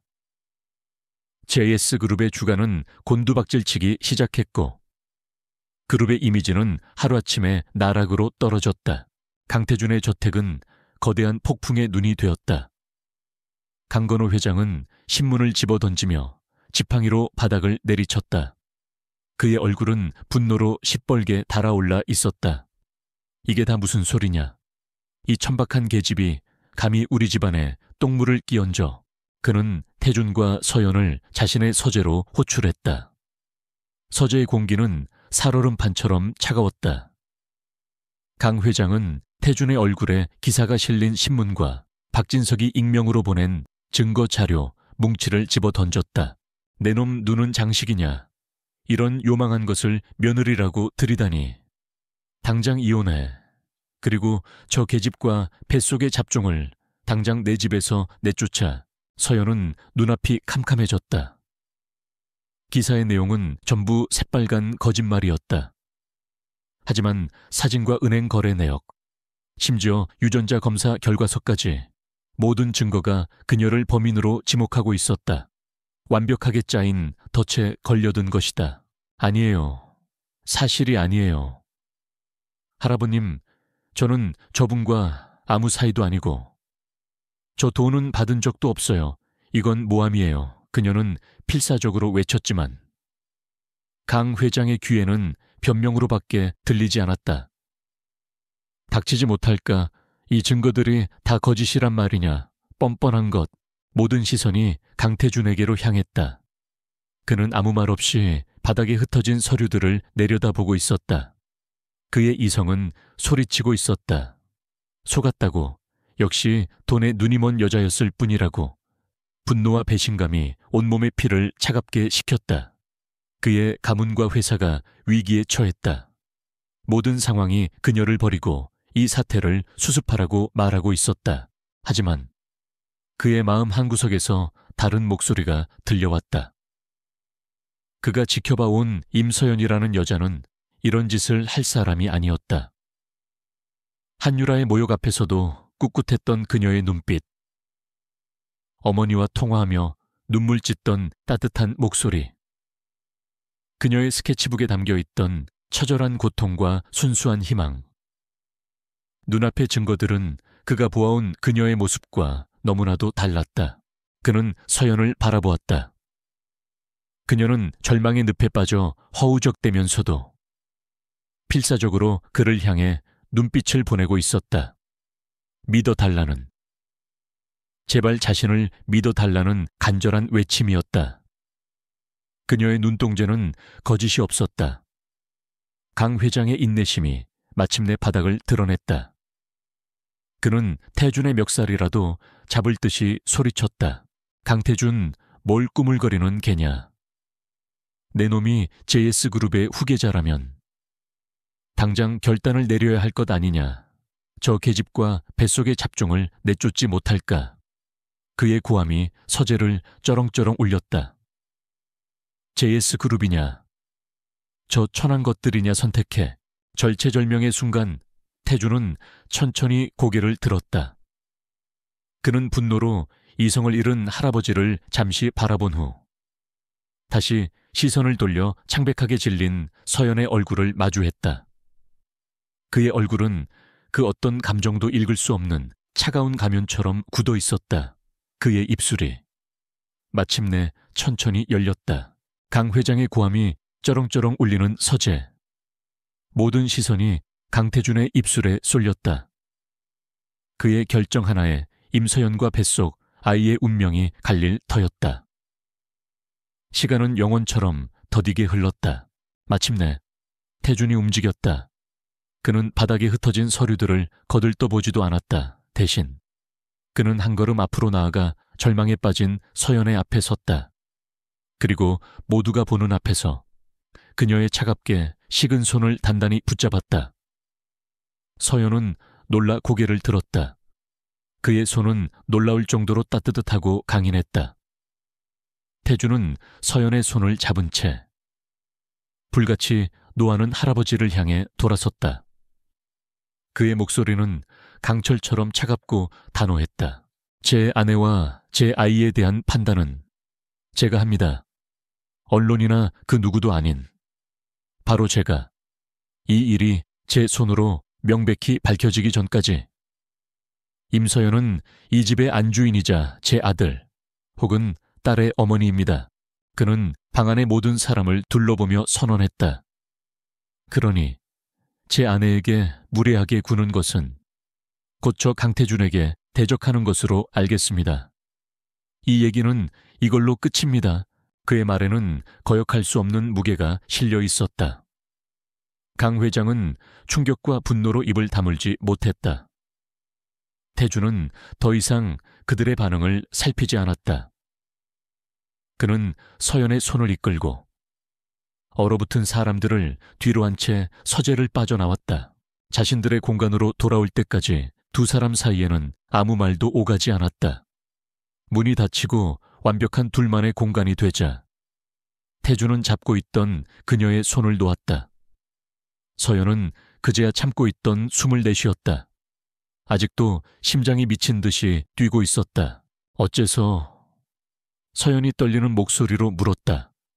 어째서 저를 믿으신 거예요? 모든 증거가. 제가 범인이라고 말하고 있는데. 태주는 창가에 서서 도시의 야경을 내려다보았다. 그의 얼굴은 여전히 감정을 읽을 수 없었다. 한참의 침묵 끝에 그가 입을 열었다. 나도 모릅니다. 내 이성은 당신이 사기꾼이라고 말하고 있어. 하지만 그는 천천히 돌아섰다. 그의 깊은 눈동자가 서연을 똑바로 응시했다. 내 눈으로 본 당신은 그런 짓을 할 사람이 아니었으니까. 그러니 이번 한 번은 내 이성 대신 내 눈을 믿어보기로 한 겁니다. 그의 말에 서연의 눈에서 뜨거운 눈물이 흘러내렸다. 덫에 걸린 짐승처럼 외롭고 두려웠던 그녀에게 그의 믿음은 유일한 구원이었다. 하지만 내 믿음에는 대가가 따릅니다. 태주는 그녀에게 다가왔다. 하나도 숨기지 말고 전부 말해줘요. 최민준이라는 남자와의 관계, 그날 카페에서 있었던 일, 당신이 아는 모든 것을. 그것은 신문이 아닌 진실을 향한 동맹 제안이었다. 서연은 고개를 끄덕이며 모든 것을 털어놓았다. 최민주는 그저 과거의 선배일 뿐이며 카페에서의 만남은 우연이었고 돈에 대해서는 아는 바가 전혀 없다고. 그녀의 목소리에는 한치의 거짓도 섞여 있지 않았다. 태주는 묵묵히 그녀의 이야기를 들었다. 그녀의 말이 끝나자 그는 고개를 끄덕였다. 알겠소. 이제부터 당신은 아무것도 하지 말고 평소처럼 행동해. 약한 모습 보이지 말고 당당하게. 나머지는 내가 알아서 하지. 그날 이후 강태준의 보이지 않는 방역이 시작되었다. 그는 김 비서에게 그룹의 모든 역량을 총동원하라는 특명을 내렸다. 이 스캔들을 조작한 배후를 찾아내 쥐새끼 한 마리까지 남김없이 JS그룹의 정보팀과 법무팀이 즉시 움직였다. 그들은 언론에 배포된 증거들을 샅샅이 분석했다. 금융 전문가들은 은행 거래 내역서가 교묘하게 조작된 위조 문서라는 것을 금방 밝혀냈고, 유전자 검사 결과서는 존재하지도 않는 유령 연구소의 직인이 찍힌 가짜라는 것이 드러났다. 태준의 직감이 옳았다. 다음 목표는 이 모든 것을 계획한 배우를 찾는 것이었다. 사이버 수사팀은 익명의 제보 이메일의 IP를 역추적했다. 수십 개의 프록시 서버를 거친 교묘한 경로였지만 그들의 기술력 앞에서는 결국 꼬리가 잡혔다. 모든 증거는 단 한 사람, 박진석 부회장을 가리키고 있었다. 마지막 퍼즐 조각은 최민준이었다. 김 비서의 팀은 지방의 허름한 모텔에 숨어 지내던 그를 찾아냈다. 최민준은 공포에 질려 벌벌 떨고 있었다. 김 비서는 폭력을 쓰지 않았다. 그는 단지 두 종류의 서류를 테이블 위에 올려놓았을 뿐이다. 하나는 자술서입니다. 모든 사실을 고백하고 수사에 협조하면 정상 참작을 받아 형량이 줄어들 겁니다. JS그룹 차원에서 당신의 신변 보호와 최소한의 제기도 약속하죠. 그리고 다른 하나는 김 비서는 다른 서류를 가리켰다. JS그룹이 당신을 상대로 제기할 손해배상 청구 소송장입니다. 명예훼손, 업무방해, 주가 조작 공모. 아마 당신은 평생을 감옥에서 썩거나 천문학적인 빚을 갚으며 살게 될 겁니다. 선택하십시오. 최민준은 무너져 내렸다. 그는 울면서 모든 것을 실토했다. 박진석과 한유라가 어떻게 자신에게 접근했고 어떤 지시를 내렸는지, 심지어 그는 만약을 대비해 박진석과의 대화를 몰래 녹음해둔 파일까지 넘겼다. 조사가 진행되는 며칠 동안 태준과 서연의 관계에는 이전과 다른 기류가 형성되었다. 태준은 밤늦게까지 서재에서 사건을 지휘했고 서연은 조용히 그를 위해 따뜻한 차를 가져다 주었다. 그는 그녀의 스케치북을 보며 그림에 대해 물었고 그녀는 그의 지친 얼굴을 보며 진심으로 걱정했다. 계약으로 얽힌 두 사람이 어느새 같은 적을 앞에 둔 동지가 되어 서로를 의지하고 있었다. 마침내 김 비서가 모든 증거가 담긴 최종 보고서를 태준에게 올렸다. 최민준의 자백 영상, 박진석의 목소리가 담긴 녹음 파일, 그리고 그들 사이의 검은 돈 거래를 증명하는 완벽한 금융 기록까지. 태준의 얼굴이 얼음처럼 차갑게 굳었다. 자신의 혈육이 자신의 등을 향해 칼을 꽂은 것이다. 분노가 치밀었지만 그는 서두르지 않았다. 단순히 이 사실을 언론에 터뜨리는 것은 시시한 복수였다. 그는 그들에게 가장 고통스럽고 가장 공개적인 방식으로 죗값을 치르게 하고 싶었다. 그의 시선이 책상 위 달력에 머물렀다. 3일 뒤 JS그룹의 정기 주주총회가 열리는 날이었다. 완벽한 무대였다. 그날 밤 태준은 서연을 JS타워에 자신의 집무실로 불렀다. 발 아래로 도시의 불빛이 은하수처럼 펼쳐져 있었다. 그는 그녀에게 모든 증거와 자신의 계획을 설명했다. 주주총회 당일 모든 이사진과 주주들 그리고 언론이 모인 앞에서 박진석과 한유라의 죄를 낱낱이 밝히겠다고의 계획은 치밀하고 무자비했다. 서연은 말없이 그의 이야기를 들었다. 박진석 부회장은 이 일로 모든 것을 잃게 될 거요. 당신 괜찮겠어? 태준이 조용히 물었다. 서연은 도시의 야경이 아닌 그의 눈을 똑바로 바라보았다. 그녀의 눈빛은 더 이상 두려움으로 흔들리지 않았다. 그 안에는 강한 신뢰와 결의가 담겨 있었다. 괜찮아요. 저와 제 아이를 지켜야 하니까요. 태준의 입가에 희미한 미소가 떠올랐다. 그는 그녀의 어깨를 부드럽게 감싸 안았다. 이제 두 사람은 더 이상 계약관계의 갑과 을이 아니었다. 거대한 적을 앞에 둔 세상에서 가장 완벽한 동맹이었다. 결전의 날이 다가오고 있었다. JS그룹의 정기 주주총회가 열리는 날.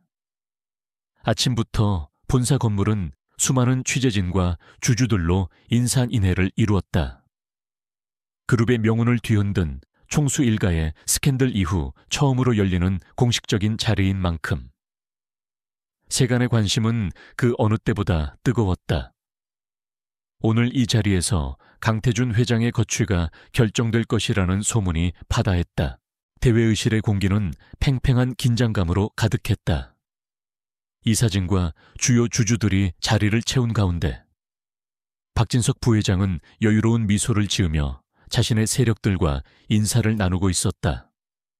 그는 오늘 자신이 이 무대의 주인공이 될 것이라 확신했다. 강태준은 추락할 것이고 그 빈자리는 자신이 차지하게 될 터였다. 한유라 역시 태양그룹의 주주 자격으로 참석해 승리자의 미소를 띤 채 앉아 있었다. 잠시 후 회의장 뒷문이 열리고 강태준의 모습을 드러냈다. 모두의 시선이 그에게 쏠렸다. 그런데 사람들을 더욱 놀라게 한 것은 그의 곁을 지키고 있는 임서연의 존재였다.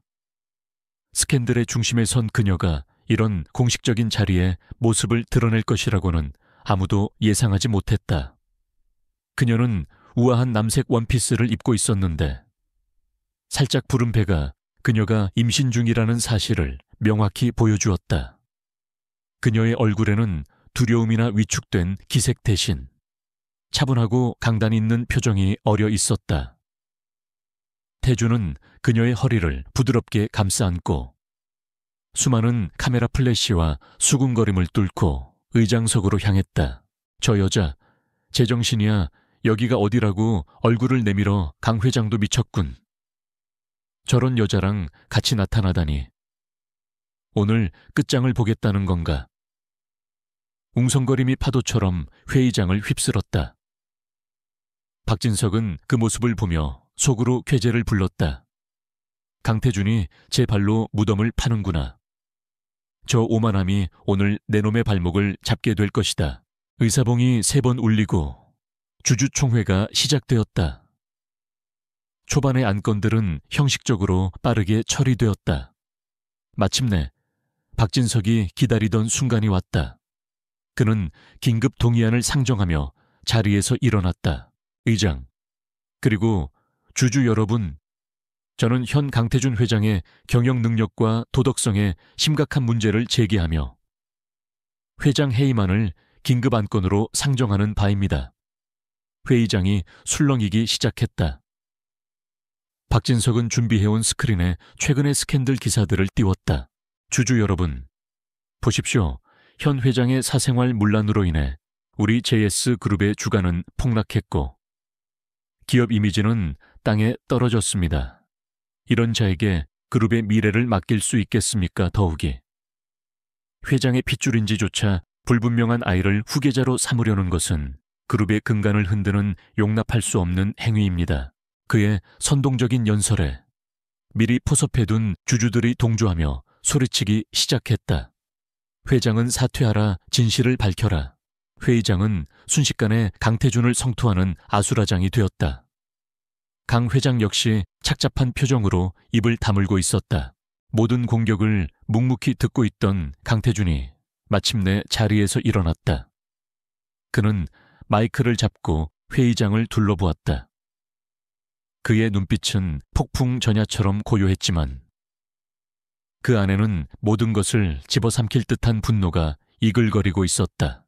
박진석 부회장님의 열변. 잘 들었습니다. 제 불찰로 인해 그룹에 심려를 끼쳐드린 점 주주 여러분께 깊이 사과드립니다. 그가 고개를 숙이자 박진석의 입가의 승리의 미소가 번졌다. 하지만 태준의 다음 말은 모든 사람의 예상을 뒤엎었다. 하지만 진실은 여러분이 알고 있는 것과 다릅니다. 태준이 손짓하자 스크린이 바뀌었다. 가장 먼저 나타난 것은 지방의 허름한 모텔방에서 촬영된 최민준의 영상이었다. 그는 눈물을 흘리며 모든 것을 자백했다. 박진석과 한유라가 어떻게 자신에게 접근해 돈으로 매수했으며 어떤 거짓 연기를 지시했는지 서연이는 아무 잘못 없습니다. 제가 돈에 눈이 멀어 몹쓸 짓을 했습니다. 박진석 부회장님이 시키는 대로 했을 뿐입니다. 회의장은 찬물을 끼얹은 듯 조용해졌다. 박진석과 한유라의 얼굴이 하얗게 굳었다고. 거짓말이야. 저건 저놈이 강태준에게 매수되어서 하는 거짓 증언이야. 박진석이 소리쳤지만 그의 목소리는 불안하게 떨리고 있었다. 거짓 증언이라고요. 태주는 차갑게 웃었다. 그럼 이건 어떻습니까? 다음 순간 스크린에는 녹음 파일의 파형이 나타나고 회의장 전체에 박진석의 목소리가 울려 퍼졌다. 돈은 걱정하지 마. 자네는 그냥 임서연 그 계집애한테 접근해서 다정한 척 연기만 하면 돼. 사진 몇 장만 찍히면. 나머지는 내가 알아서 처리할 테니. 그래, 뱃속의 아이까지 싹 다 묶어서 내쫓아 버릴 거야. 명백한 증거 앞에 회의장은 경악으로 술렁였다. 박진석은 사색이 되어 주저앉았다. 모든 것이 끝났다는 것을 직감했다. 하지만 태준의 복수는 여기서 끝나지 않았다. 박진석 부회장님, 당신이 제 아내와 아이를 해하려 한 이유는 단순히 저를 회장 자리에서 끌어내리기 위함만은 아니었겠지요. 태준이 스크린을 향해 다시 손짓했다. 화면에는 지난 10년간 박진석이 저질러온 온갖 비리들이 담긴 내부 감사 자료가 띄워졌다. 유령 회사를 통한 비자금 조성, 납품업체와의 검은 거래, 수백억 원에 달하는 공금 횡령, 증거는 차고 넘쳤다. 당신은 내가 회장이 된 이후 당신의 비리를 파헤칠까 두려웠던 겁니다. 그래서 이 모든 일을 꾸민 것이고요. 이제 모든 상황은 완전히 역전되었다. 분노한 주주들의 시선은 박진석에게로 향했다. 저런 파렴치한 놈을 봤나? 당장 끌어내. 바로 그때였다. 회의장 뒷문이 열리고 검찰 수사관들이 들이닥쳤다. 그들은 곧장 박진석에게로 향해 체포영장을 내밀었다. 박진석 씨, 당신을 업무상 횡령 및 배임, 명예훼손 교사 혐의로 긴급 체포합니다. 은색 수갑이 박진석의 손목에 채워졌다. 그는 발악하며 소리쳤다. 강태준, 이 개자식 내놈이 감히 나를. 하지만 그의 발악은 수사관들에게 끌려나가며 공허한 메아리가 될 뿐이었다. 이제 남은 것은 한유라였다. 그녀는 공포에 질려 덜덜 떨고 있었다. 태주는 그녀를 향해 마지막 일격을 날렸다. 한유라 씨, 당신의 아버님이신 태양그룹의 한 회장님께서 지금 이 모든 상황을 라이브로 지켜보고 계십니다. 당신이 공모한 범죄 행위가 태양그룹에 어떤 영향을 미칠지 잘 생각해 보시길 바랍니다. 한유라는 절망적인 비명을 지르며 그 자리에 쓰러졌다. 그녀의 화려했던 인생이 산산조각 나는 순간이었다. 모든 소란이 정리되고 회의장에는 다시 정적이 찾아왔다. 태주는 다시 마이크를 잡았다. 그의 시선은 서연에게로 향했다. 그는 그녀의 손을 다시 한번 굳게 잡았다. 주주 여러분, 제 아내 임서연입니다. 그리고 이 사람의 뱃속에는 제 아이가 JS그룹의 다음 세대를 이끌어갈 후계자가 자라고 있습니다. 그는 서연의 배를 부드럽게 감싸 안으며 세상에서 가장 다정한 목소리로 선언했다. 오늘 이후로 제 아내와 아이를 모욕하는 그 어떤 행위도 용납하지 않겠습니다. 그것은 곧 JS그룹 전체에 대한 도전으로 간주할 것입니다. 그의 선언에 회의장에서는 우레와 같은 박수가 터져 나왔다. 의심과 비난은 사라지고 존경과 지지가 그 자리를 채웠다. 서연은 태준을 바라보았다. 그의 강인한 눈빛 속에서 그녀는 자신을 향한 깊은 신뢰와 이제 막 시작되고 있는 뜨거운 사랑을 읽을 수 있었다. 그녀의 눈가에 뜨거운 눈물이 흘러내렸다. 그것은 더 이상 슬픔이나 고통의 눈물이 아니었다.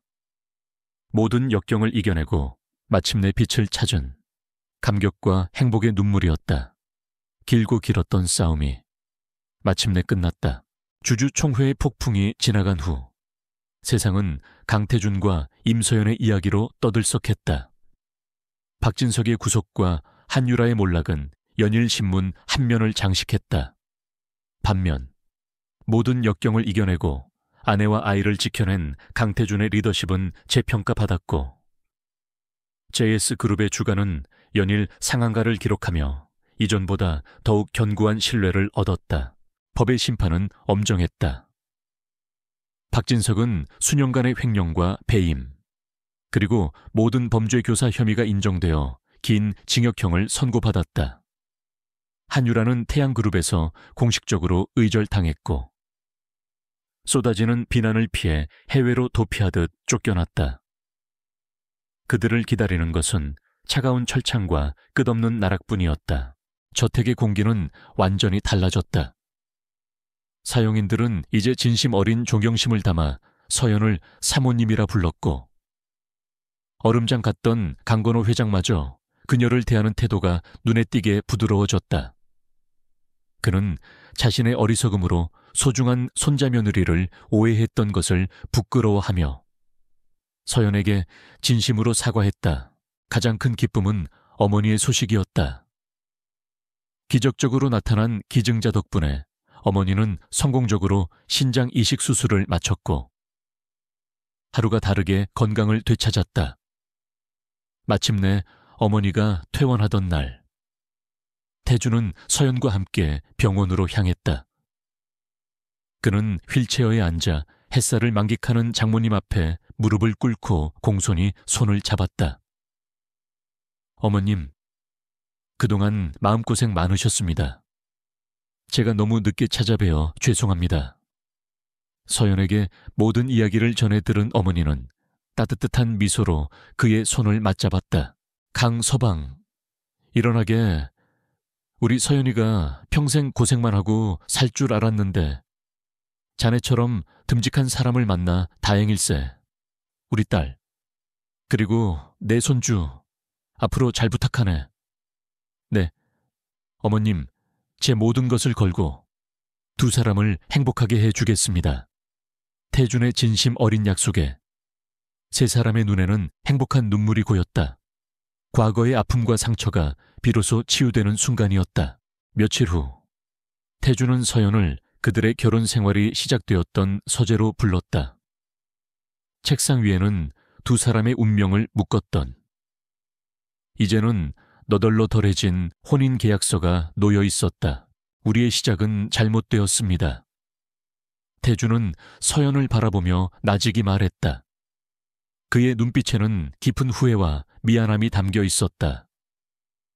이 종이 한 장으로 당신의 인생을 구속하고 당신의 마음을 아프게 했어. 사랑 없는 거래로 당신을 묶어두려 했던 내 어리석음을 용서해 주시오. 그는 계약서를 집어들었다. 그리고는 서연이 보는 앞에서 천천히, 하지만 단호하게 그것을 반으로 찢었다. 종이가 찢어지는 소리와 함께 두 사람을 올가매던 마지막 굴레가 사라졌다. 그는 찢어진 계약서 조각들을 미련 없이 휴지통에 던져버렸다. 이제 다시 시작하고 싶소. 계약서 따위가 아닌 내 진심으로. 그는 서연의 손을 잡고 저택의 정원으로 이끌었다.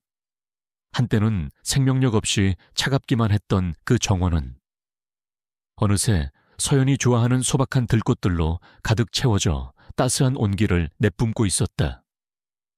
꽃향기가 가득한 정원 한가운데서 태주는 그녀의 앞에 조용히 한쪽 무릎을 꿇었다. 그의 손에는 눈부신 다이아몬드 반지가 들려 있었다. 처음 당신을 만났던 그 밤, 나는 세상 모든 것에 환멸을 느끼던 겁쟁이였습니다. 사랑도, 믿음도, 그 어떤 것도 믿지 않았지. 하지만 당신이 내 세상으로 들어온 후 모든 것이 바뀌었어. 당신의 강인함이 나를 부끄럽게 만들었고 당신의 따뜻함이 내 얼어붙은 심장을 녹였어. 그는 그녀의 손을 잡고 그 위에 반지를 끼워주었다. 임서연, 당신은 더 이상 내 계약상의 아내가 아니오. 당신은 내 삶의 이유이자 내가 숨쉬는 이유이며 내 유일한 사랑입니다. 나와 그리고 우리 아기와 함께 진짜 가족이 되어주시겠소. 그의 진심 어린 고백에 서연은 눈물을 흘리며 고개를 끄덕였다. 세상에서 가장 행복한 눈물이었다. 그녀는 품 안에서 오랫동안 간직해왔던 작은 물건을 꺼냈다. 낡고 빛바랜 은색 넥타이 핀이었다. 그날 밤 방바닥에 떨어져 있었어요. 당신에게 소중한 물건인 것 같아서 돌려주지 못하고 계속 가지고 있었어요.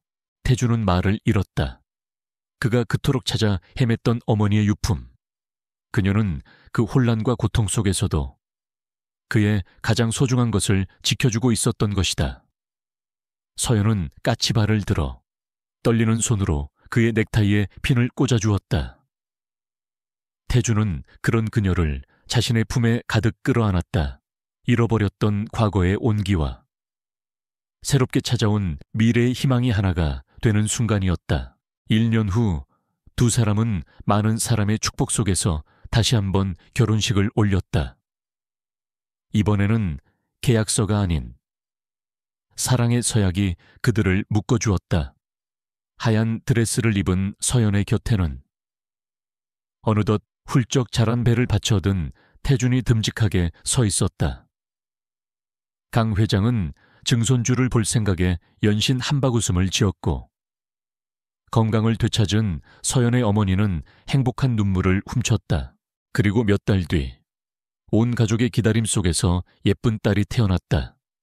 아이의 이름은 강혜운, 절망 속에서 찾아온 신의 은총이라는 뜻이었다. 어느 맑은 아침 혜운이의 방에는 따스한 햇살이 가득 쏟아져 들어오고 있었다.